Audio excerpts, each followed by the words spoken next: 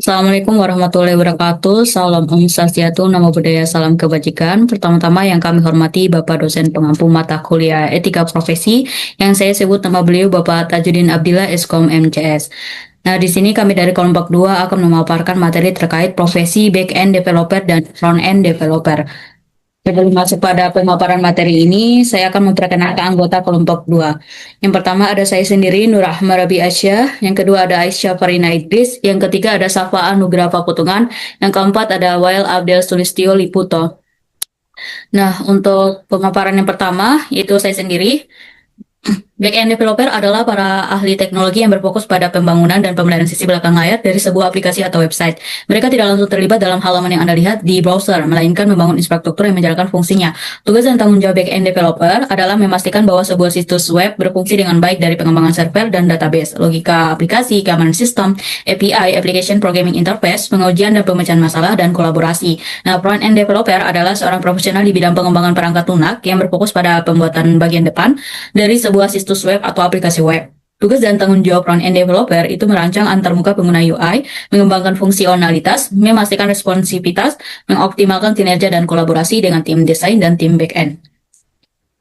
Selanjutnya di sini ada kode etik dalam profesi back-end developer. Yang pertama untuk yang kode yang pertama ada keamanan dan privasi data. Back-end developer harus melindungi data pengguna dengan inskripsi kuat dan mematuhi regulasi seperti GDPR atau UU PDP Indonesia. Yang kedua ada transparansi pemrosesan data yang mengharuskan back-end developer untuk memberikan informasi akurat tentang penggunaan data dan tidak memproses data tanpa persetujuan pengguna. Yang ketiga ada kualitas dan keandalan kode yang memastikan sistem back-end stabil, tidak mudah crash, dan dapat menangani beban trafik dengan baik. Yang keempat ada menghindari backdoor dan kerentanan. Yang kelima ada integritas pengembangan API.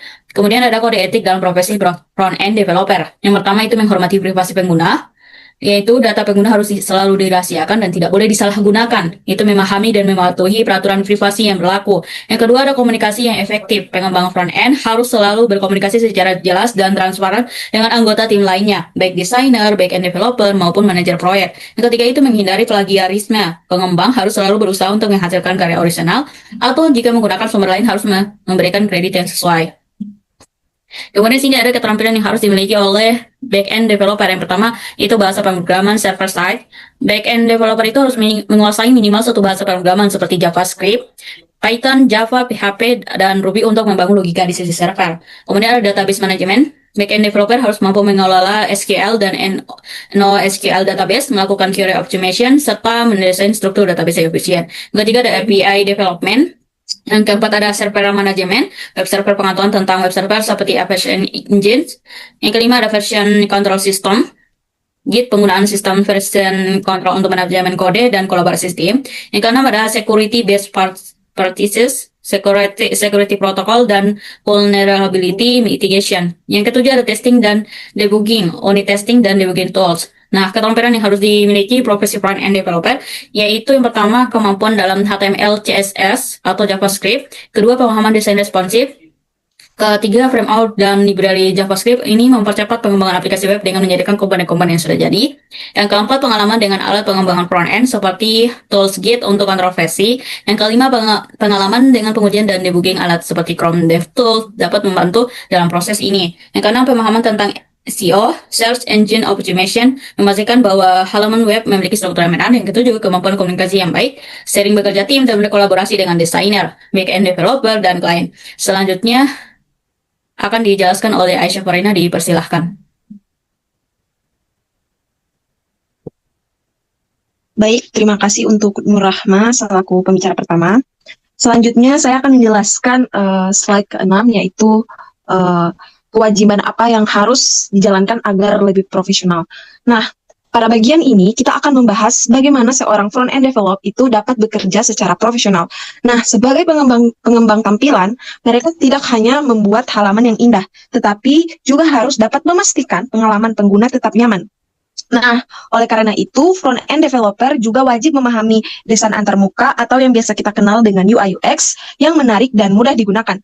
Nah, selain itu juga mereka harus dapat menguasai framework modern seperti React atau Vue agar pekerjaan itu lebih efisien. Nah, kemudian untuk penulisan kode HTML, CSS, atau JavaScript juga harus rapi serta mengikuti standar yang berlaku. Nah, yang tidak kalah penting juga, mereka juga harus dapat menerapkan desain web yang responsif agar supaya tampilan website itu dia dapat menyesuaikan dengan berbagai ukuran layar, baik di laptop maupun di ponsel.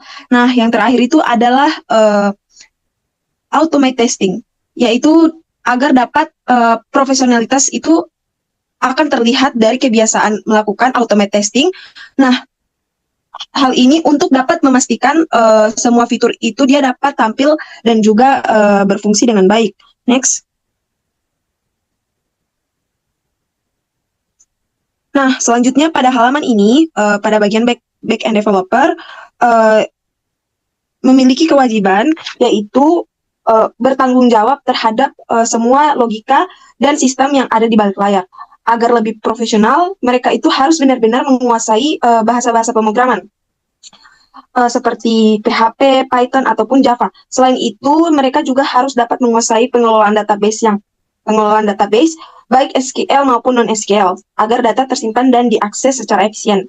Nah, mereka juga wajib memperhatikan keamanan dengan menerapkan prinsip Secure Software Development Lifecycle, atau yang biasa dikenal dengan SSDLC. Nah, hal ini untuk mencegah kebocoran data dan celah keamanan. Terakhir itu ada CI/CD, yang sangat penting agar proses pengembangan dan pembaruan sistem bisa berjalan otomatis dan lebih cepat tanpa banyak kesalahan. Next.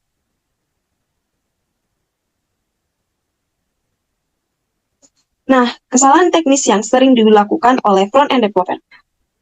Sebentar. Yang pertama adalah tidak melakukan optimasi sumber daya seperti gambar atau script. Dan yang kedua, menggunakan gambar beresolusi terlalu tinggi tanpa adanya kompresi, itu yang dapat menyebabkan waktu memuat itu lebih lama karena dia berat. Dan yang ketiga, itu kurang memperhatikan performa aplikasi sehingga menurunkan pengalaman pengguna. Jadi disarankan agar lebih fokus pada UI UX supaya pengguna itu lebih nyaman dan mudah digunakan. Nah, yang keempat adalah memilih framework yang terlalu kompleks atau tidak sesuai dengan kebutuhan proyek. Dan yang terakhir itu tidak mempertimbangkan efisiensi dan kemudahan pengguna framework dalam pengembangan. Next. Nah, sedangkan di sisi back-end sendiri, kesalahan yang sering muncul karena adanya desain API itu yang tidak efisien. Kedua, pengelolaan database yang buruk, seperti penggunaan query yang tidak optimal. Dan yang ketiga adalah mengabaikan pengujian menyeluruh. Keempat, ada pemilihan metodologi pengembangan yang tidak sesuai dengan karakteristik proyek. Dan yang terakhir, menggunakan model pengembangan konvensional pada proyek yang membutuhkan pendekatan agile. Oke, sekian dari saya. Selanjutnya akan dilanjutkan oleh rekan saya. Untuk Wael Abdul Sulistyo, dipersilakan. Baik, terima kasih. Selanjutnya, saya ingin menjelaskan kesalahan yang sering dilakukan oleh front-end dan back-end. Yang pertama yaitu tidak memperhatikan desain yang responsif. Ketika desain tidak responsif, tampilan web bisa berantakan. Teks tidak terbaca, tombol sulit ditekan, atau elemen keluar dari layar. Menghadirkan UI UX terlalu kompleks. Selanjutnya, memanipulasi DOM yang berlebihan. Ketika frontend terlalu sering mengubah atau memanipulasi DOM secara langsung, performa bisa turun, apalagi jika dilakukan di dalam loop atau event real time. Sedangkan pada sisi backend, yang pertama, desain database yang buruk. Desain database yang buruk itu seperti ketika struktur tabel, relasi, atau indeks tidak dirancang dengan baik. Akibatnya sistem jadi lambat, sulit dikembangkan, dan rawan error data. Yang kedua, desain API yang tidak efisien dan tidak mengikuti prinsip REST. Yang ketiga, keamanan API dan endpoint yang lemah. Next.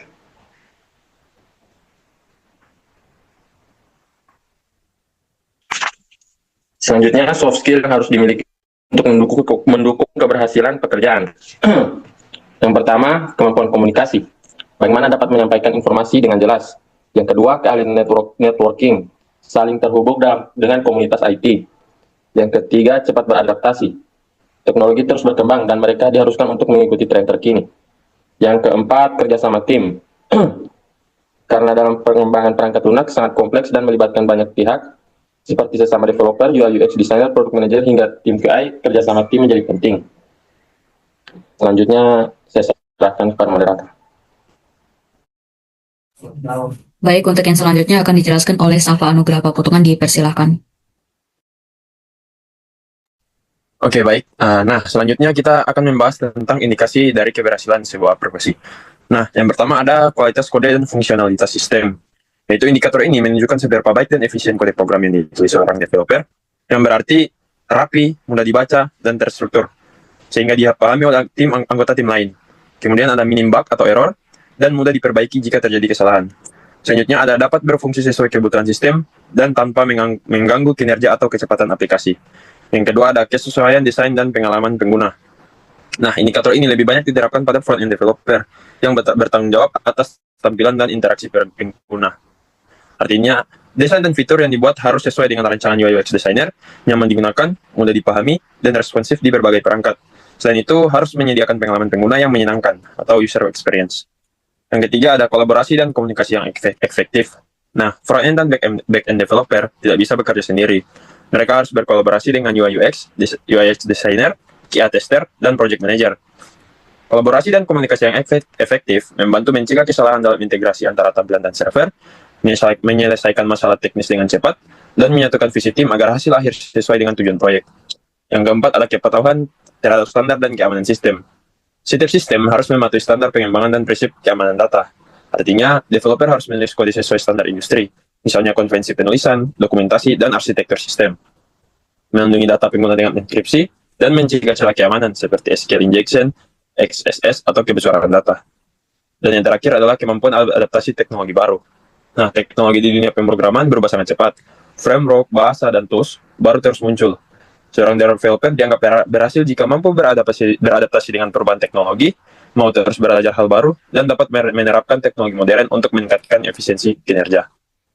Selanjutnya. Nah, tim kunci yang berkolaborasi dengan front-end dan back-end developer. Nah, tim yang berkolaborasi dengan front-end developer adalah pastinya ada back-end developer, yaitu back-end developer adalah pengembang sisi server yang mengatur logika sistem, mengolah database, dan menyediakan data untuk front-end. Nah, selanjutnya ada project manager. Itu project manager berperan sebagai pengatur dan pengarah jalannya proyek. Ia memastikan bahwa seluruh tim termasuk front-end, back-end, QA, dan desainer bekerja sesuai jadwal, standar, dan tujuan proyek. Nah, fungsi dari project manager ini adalah menyusun kerja dan membagi tugas tim, mengatur komunikasi antar tim agar tidak terjadi miskom, dan mengawasi kemajuan proyek dan melakukan evaluasi. Yang kemudian ada QA tester atau quality assurance tester. Nah, QA tester adalah penguji kualitas sistem yang bertanggung jawab untuk memastikan bahwa tampilan dan fungsi website berjalan sempurna. Tugasnya adalah menguji tampilan antarmuka atau UI di berbagai perangkat, mendeteksi bug atau kesalahan tampilan, dan memastikan interaksi pengguna berjalan lancar.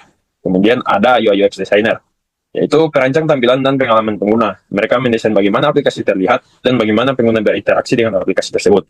Fungsi dari UI UX designer adalah membuat wireframe, mockup, dan prototype design. Selanjutnya ada melakukan riset pengguna agar desain sesuai kebutuhan dan memberi pandangan visual bagi front-end developer dalam tahap coding. Selanjutnya ada tim yang berkolaborasi dengan back-end developer. Seorang back-end developer pastinya bekerja sama dengan front-end developer yang merupakan pengembang yang fokus pada tampilan luar dari sebuah website atau aplikasi yang dilihat langsung oleh pengguna. Mereka menggunakan bahasa seperti HTML, CSS, dan JavaScript untuk menyesuaikan desain dari UI UX designer menjadi halaman web yang interaktif. Nah, selanjutnya ada project manager. Ya, perannya sama seperti pada tim front-end, mengatur seluruh jalannya proyek agar berjalan sesuai jadwal dan spesifikasi. Kemudian ada quality assurance tester, yang pada sisi back-end juga bertanggung jawab mengujikan fungsi logika sistem dan API, agar tidak ada kesalahan dalam pemrosesan data. Nah, ada database administrator, yaitu adalah orang yang mengelola dan menjaga performa database. Mereka memastikan data yang digunakan backend aman, cepat diakses, dan terstruktur dengan baik. Tugasnya adalah mendesain struktur database, melakukan optimasi query dan indeksing, serta menjaga keamanan backup dan recovery data. Sekian dari saya kembalikan. Baik, itu saja presentasi dari kami, pemaparan materi terkait back-end developer dan front-end developer. Mohon maaf bila ada kesalahan. Wassalamualaikum warahmatullahi wabarakatuh.